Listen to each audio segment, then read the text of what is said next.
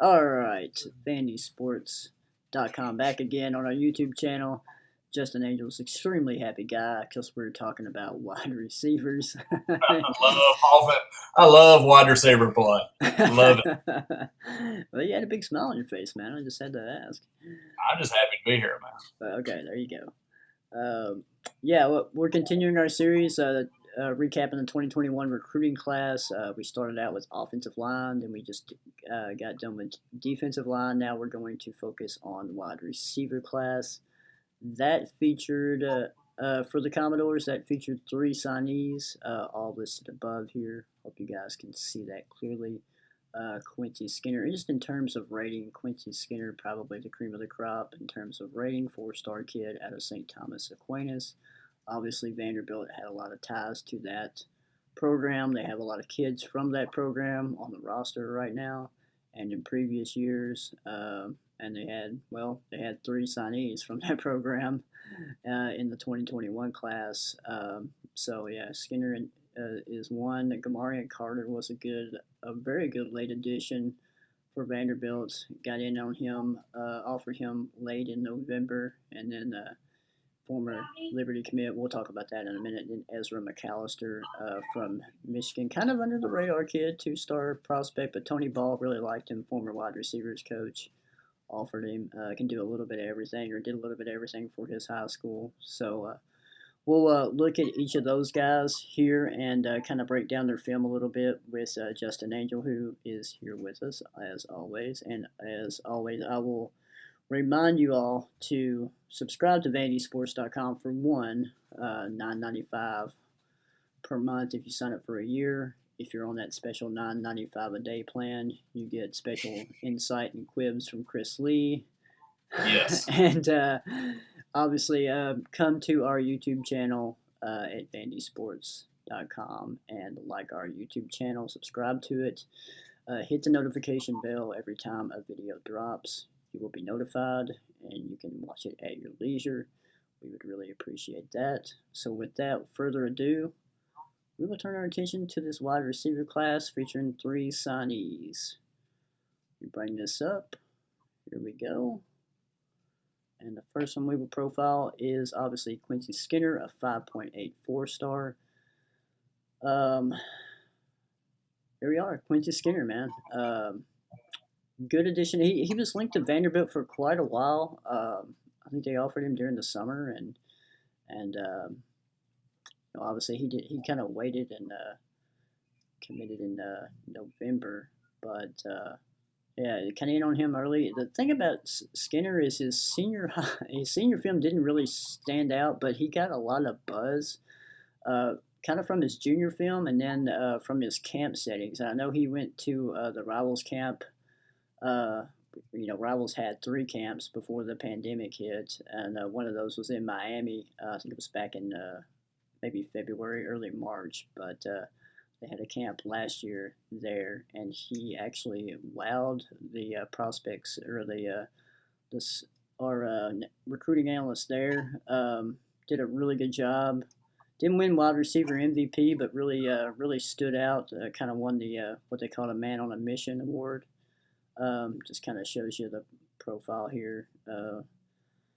Talks about Skinner. Spent the days leading up to the Sunday's event talking about earning an invite to the Rivals 105-star challenge. Of course, that didn't take place, but he went out of his way to make sure all eyes were on him with every rep, rose to the occasion after doing so, winning his one-on-ones with a variety of routes, making a handful of impressive grabs. Long-rangey Skinner has a laser focus on Sunday and achieved his goal because of it. Now, you look at Skinner, got some great offers. LSU, Minnesota, NC State, Purdue, Miami as well. Miami was kind of a school to kind of keep an eye on, but Vanderbilt really got in early and on him pretty early, and done a really good job of recruiting him. Once again, St. Thomas Aquinas kind of connection there. You had Tyson Russell, Gunnar Hansen, are two other STA guys that signed in this class. So familiarity with those guys, and then just familiarity with the whole STA program too. When Mason was here, that was big for Vanderbilt during Mason's tenure. So Skinner's senior highlights, he didn't really have like a cut up of his whole senior highlights, so we're gonna go refer back to his junior highlights and just kind of roll film there. And Justin, just kind of tell me what you see, what you like about Quincy Skinner. Well, if you watch his junior highlights, you don't see just a huge amount of, catches and touchdowns and all of those things. And something when you're looking at wide receiver position, that one's kind of dependent on who else, other people. You can be a great wide receiver if you don't have a quarterback to get you the football, or, there's different issues with protection or things like that, that can kind of skew it just a little bit. But when you watch him play here, he's looks more like a possession guy when you're watching him. He's not really taking the top off by any stretch, but he does a good job of running routes from the mid-range game and stuff like that. He does a good job. He looks more quick than he is fast if you really kind of watch him a little bit, and definitely a possession guy. But and me and you had talked about, if you watch his film, it just doesn't pop off at you. But he had to impress somebody at some point, which goes back to in that camp setting there, what he was able to do, and it'd be interesting to see how that translates to the next level. Yeah, I think you look at his highlights too. I agree with you, possession receiver. I do like that he's pretty physical in terms of his blocking skills too. So a guy that can Absolutely. block downhill. Yes. So um, And then yeah, as much as you have like with quick game and kind of the bubble screens and all those things that you have nowadays, blocking outside on the edge is something that you have to have right. to be successful with those things. Yeah, so very interesting. I mean, obviously a lot of people were elated because he's a four-star, but kind of a under the radar four-star prospect, in the grand scheme of things. But Vanderbilt, like I said, anytime you get a four-star, it's always a big thing for Vanderbilt. Kind of curious to Absolutely. kind of curious to see how Skinner will develop once he gets into college and on West End. So with that being said, we will move on to our next guy. Ezra McAllister was listed as an athlete, but obviously Vanderbilt liked him as a wide receiver. Tony Ball, the former wide receivers coach, was on him pretty early.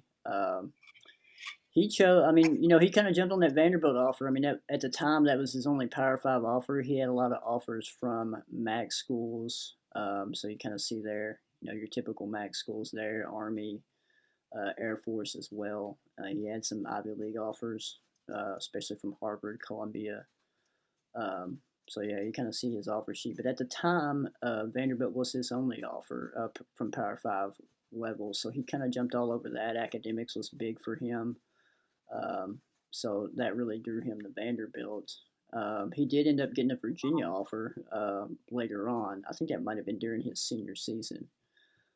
So yeah, he actually ended up having two Power Five offers when it's all said and done. Virginia got in there, but obviously he was already pretty tied to Vanderbilt at that point, and even stuck with them through the coaching change. So uh, McAllister does a little bit of everything. That's why he's kind of listed as an athlete, even though Vanderbilt likes him Yes. at wide receiver. But he did a little bit of everything for his high school team. I mean, he played linebacker, safety, returned kicks, and obviously played wide receiver. I think he, is one of those guys you just kind of you find a way to get him the ball in that offense and just kind of get him in space. So this is his senior highlights. Obviously, 6 games played due to COVID, but there's his stats there: 47 receptions, 8 touchdowns, 917 all-purpose yards. So let's bring him up here. I'll click play. Justin, tell me what you like about Ezra McAllister here.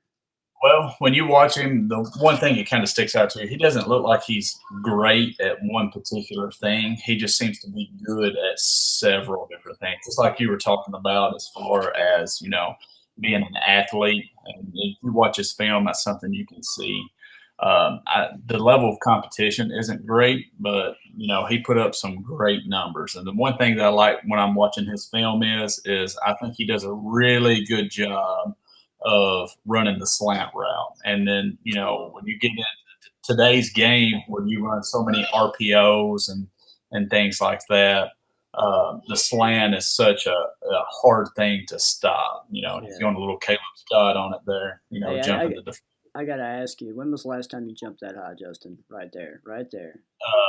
Never. But something else that I like in his film too is there are some defensive highlights, and they also show him on special teams, and and that's something that plays key as well. That's a good way to get on the field, and just his ability to be able to tackle and do those things. I think he could see the field somewhat early just from being able to play in special teams, and that's something that a lot of people overlook. But I think he could do that. And on that return he's got there, he's moving, juking everybody out, side to side, side to side, side to side. Typically, that's not what you're looking for because they don't usually fly very well in the Southeastern Conference. But he's the most athletic guy on the field there, so he can do those things. Right. But like I said, and he's going to be a possession guy as well. As far as a route runner, he can do a lot of the short passes, those things, and when you have the RPO stuff that you have nowadays, running the slant route, out routes, those are key when you're looking for those things. And just knowing Barton Simmons, he's talked about football's always been a line of scrimmage game. Games are going to be won on offensive and defensive line, but with the way that RPOs are going and doing those things, you have to have exceptional talent on your outside with your wide receivers because it can definitely even it out, Right. as far as talent deficiencies and things like that. So that's somewhere where I see that he could contribute to Vanderbilt in the future. There you go. Yeah, I like the special teams aspect too. I mean, that's kind of a key ingredient for any true freshman to kind of get some immediate playing time if you're good in that aspect. So, Absolutely. and we'll move on to the last one, Gamarion Carter out of Stevens, Georgia. Really great late edition pickup. Obviously committed to Vanderbilt right before the early signing period. Was a long time Liberty commitment. He was committed from Liberty to August to December 10th when he backed off that commitment. Got offers from Vanderbilt, Georgia Tech, and Virginia Tech in November, but obviously ended up choosing Vanderbilt.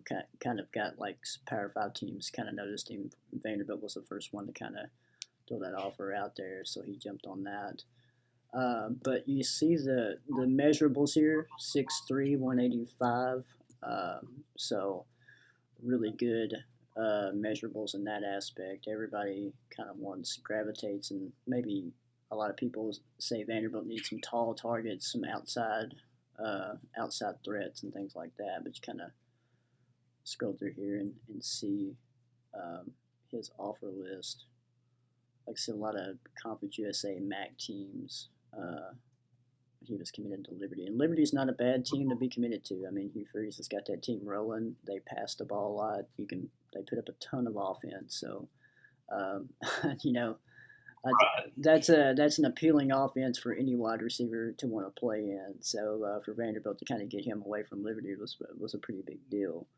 Right. Hugh Freeze had a few good wide receivers while he was at Ole Miss. Yeah, So. exactly. So we'll take a look at Gamarion Carter's midseason highlights here.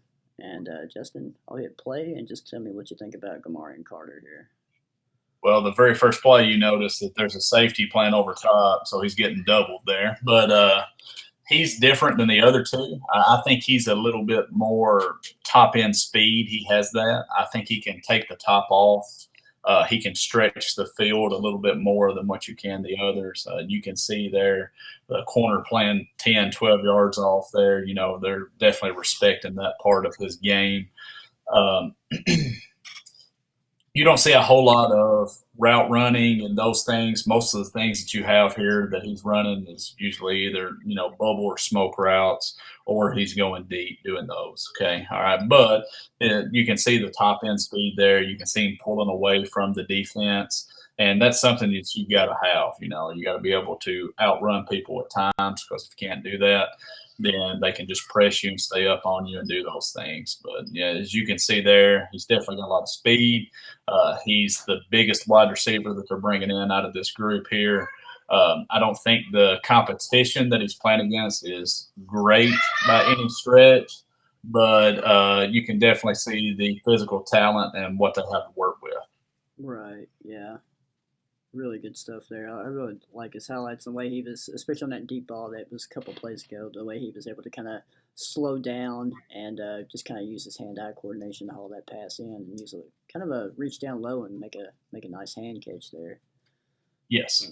really good stuff. And as a senior, his senior stats, according to Max Preps, he had 26 catches, 638 yards, and 6 touchdowns. So I know people on our board were really excited about this guy whenever he ended up committing and whenever Vanderbilt got involved because they see 6'3", they see 185, and they see that speed on his film. So uh, And he's obviously excited about Vanderbilt because once he got his offer, he quickly committed from yeah, Liberty. So, yeah, I think that's what he was waiting for, and one of those guys, another high academic kid. That once you get an offer from a place like Vanderbilt, you definitely want to take advantage of that. That's for sure. All right. So there's your wide receiver class for 2021 for Vanderbilt. We've recapped that. Once again, just urge you guys to subscribe if you're not already to vandysports.com for all the Commodores news and football, basketball, baseball is coming up. So everybody's excited that baseball season's back. Obviously, recruiting as well. Clark Lee, new staff, they're dishing out offers, so kind of putting their focus on the 2022 class. So that's things we're keeping up with moving forward. And don't forget to subscribe to our YouTube channel. Just hit the subscribe button, click the notification button as well. Whenever new videos will drop, they will you will get notified. And you can watch them at your leisure. And we'll continue rolling with our 2021 recruiting class recap, and we'll have a lot of other creative videos here for you here on our Vandy Sports YouTube channel.